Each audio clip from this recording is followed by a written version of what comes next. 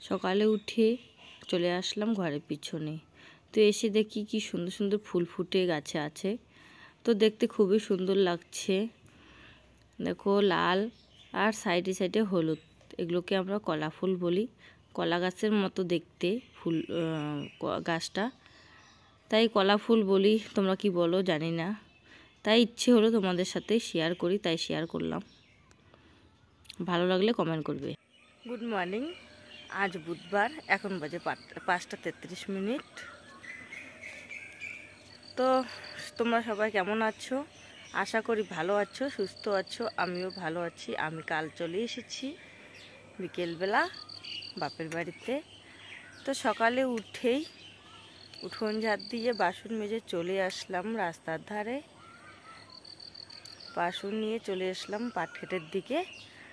তো সকাল সকাল পাট ক্ষেত নিড়াতে চলে যাব।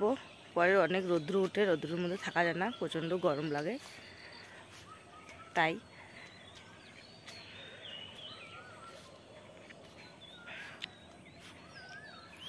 পাট ক্ষেত নিড়াতে চলে আসলাম। ওইখানেই পাট ক্ষেত রয়েছে।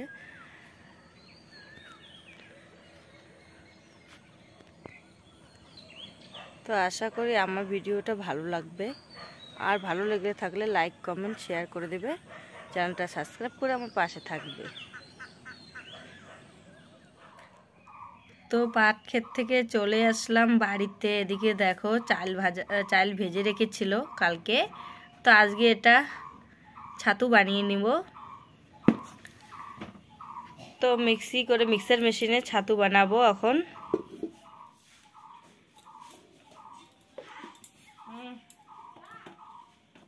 তো দিতে দিবে।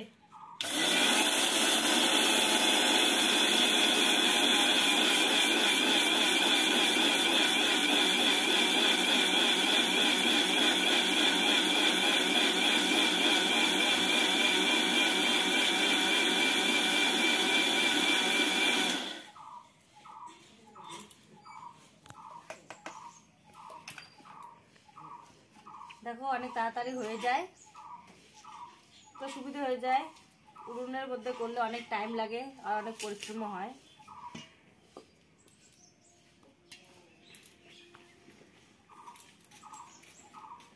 অনেকক্ষণ পর তোমাদের সামনে চলে এলাম। এখন বাজে দুপুর 12টা। তো রান্নাঘরে চলে এসেছি জমি বাড়ির থেকে। এদিকে উনুনে ভাত বসিয়ে দিয়েছি।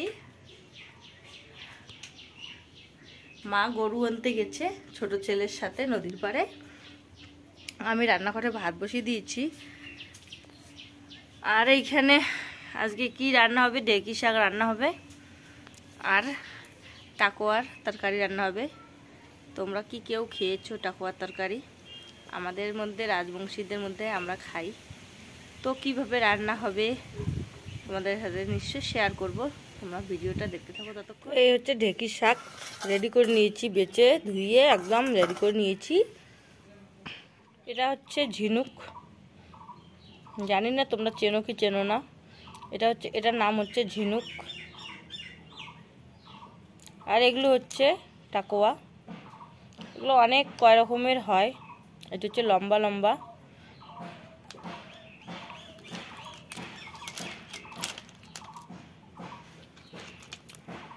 এটা হচ্ছে গোল টাকোয়া।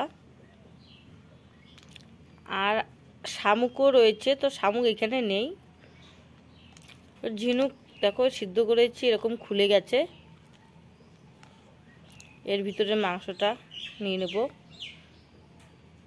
তো তোমরা কে কে এই তরকারিটা খেতে ভালোবাসো কমেন্ট করে বলবে। কে কে খেয়েছো বা কে কে খেতে ভালোবাসো।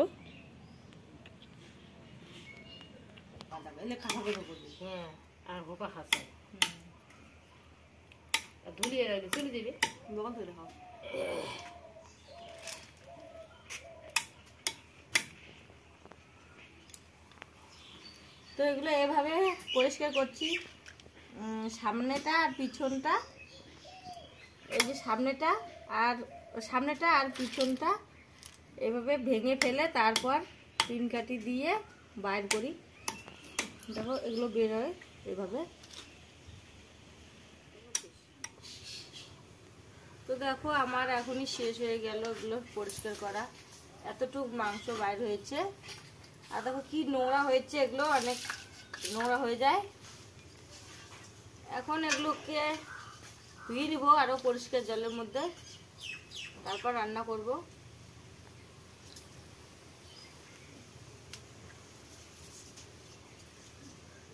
তো এখানে টাকোয়াগুলো ভাজা করে নিয়েছি হলুদ লবণ দিয়ে এভাবে। আর এখানে রান্না হচ্ছে দুসকুচি, কাঁচা কলা, আলু, পেঁয়াজ সম্বাদ দিয়ে, তেজপাতা পেঁয়াজ সম্বাদ দিয়ে বসিয়ে দেওয়া হলো। এগুলো রান্না হবে টাকোয়া দিয়ে। এখানে জিরা, শুকনো লঙ্কা, আদা এগুলোকে বেটে নিব। তো আমার সবজি হয়ে গেছে। এদিকে টাকোয়াটা এভাবে দিয়ে দিব, ছেড়ে দিব এখন সবজির মধ্যে। তারপর কিছুক্ষণ রেখে 5 মিনিট রেখে নামিয়ে নিব।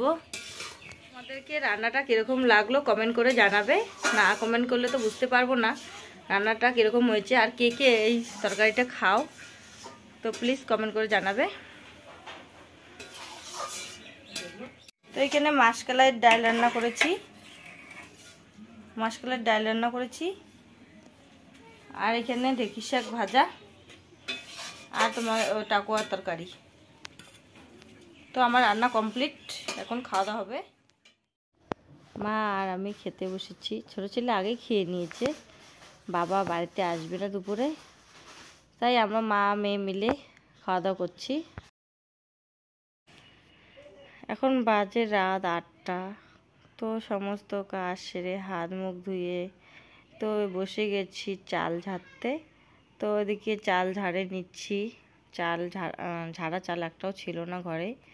রান্না করার সময় চাল ঝাড়তে ভালো লাগে না, তো ঝেড়ে ঝেড়ে আগেই রেখে দিচ্ছি।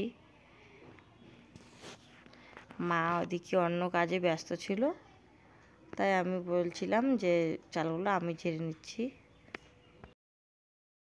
তো এখন বাজে রাত 8টা। তো এদিকে চাল ঝেড়ে নিচ্ছি। ঝাড়া চাল ঘরে ছিল না, মা ওদিকে অন্য কাজ করছে। তো তোমাদের দাদাভাই এসেছিলো, এসে খাওয়া দাওয়া করে বড় ছেলের জন্য ভাত নিয়ে বাড়িতে চলে গেছে।